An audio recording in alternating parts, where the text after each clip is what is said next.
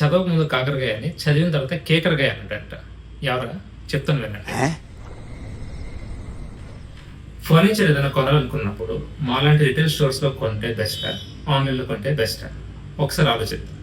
మీరు ఏ ఆన్లైన్ ప్లాట్ఫామ్లో సరే ఫర్నిచర్ కొనాలంటే ఫస్ట్ ఆఫ్ ఆల్ వాటి రేట్, టోటల్ ప్రైసింగ్ ఎంత అవుతుందో చూద్దాం.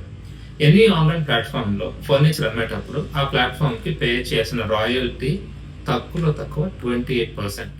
అక్రాస్ స్టేట్స్ వెళ్తుంది కాబట్టి GST, regular GST mandatory which is 18%. ట్రాన్స్పోర్టేషన్కి, ప్యాకింగ్కి కలిపి ఒక 10%. 28, 18, 10 టోటల్ 56% మా మ్యానుఫ్యాక్చరింగ్ ప్రైస్ కన్నా మీరు ఎక్స్ట్రా పెట్టి కొనాలి. అదే మాలో రిటైల్ స్టోర్లో అయితే రెగ్యులర్ జిఎస్టీ డీలర్సే ఉంటారు, కాంపోజిట్ జిఎస్టీ డీలర్స్ కూడా ఉంటారు. కాంపోజిట్ జిఎస్టీకి మేము ఎటువంటి ట్యాక్స్ కలెక్ట్ చేయాలి, నెంబర్ 1. నెంబర్ 2, ఎటువంటి packing and transportation charges with in లోకల్లో ఉంటుంది కాబట్టి 10% పడదు. మూడోది రాయల్టీ 28% అక్కడ పే చేస్తారు. మా దగ్గర ఎటువంటి రాయల్టీ లేదు. ఓవరాల్గా చూసుకుంటే బయట ఆన్లైన్ స్టోర్స్లో 56% మీరు పే చేస్తుంది, మా దగ్గర నాట్ ఈవెన్ 10% కూడా అవుతుంది. ప్రాఫిట్ అంటారా? ఆన్లైన్ అయినా ప్రాఫిట్ వేసుకుంటాము, స్టోర్లో అయినా సరే ప్రాఫిట్ వేసుకుంటాం. ఇప్పుడు చెప్పండి, ఎక్కడ తక్కువ రేట్?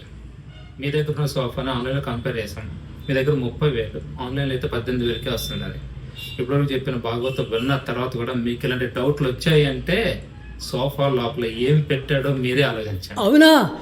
ఓ, అది కూడా మీకు తెలీదా? ఫైనల్ ఒక్క పాయింట్ గుర్తుపెట్టుకోండి, ఫర్నిచర్ అనేది ఫీల్ అయ్యి కూర్చొని కంఫర్ట్ ఎంజాయ్ చేసి కొనాల్సిన సెగ్మెంట్.